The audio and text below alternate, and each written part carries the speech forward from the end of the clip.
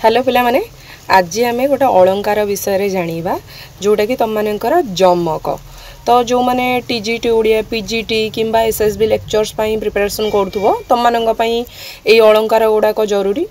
तो जमक कहिले आमे कौन बुझुचे जमक माने कौन दुईटा कि आउ किछि हेई पारे जे ना एठी शब्द एकार्थ न होइकी तुम मानकर भिन्नार्थ कहिथिबे।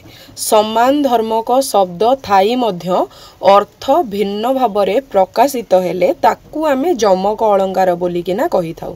जेमति कि तमर गोटे उदाहरण नबा बर जीव रसे देई मानस बर जीव रसे अमेध्य ग्रास।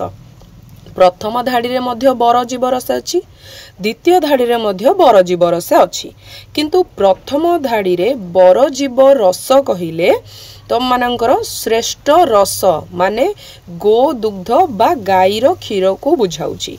आ द्वितीय पादरे थिबा बरजी बरसे अर्थ एक वर्ष वर्जन करिबा अर्थ को बुझाउची। ताहले दुईटा जाक समान शब्द थाई मध्य अर्थ किंतु भिन्न भाबरे दर्शाई दिया गला।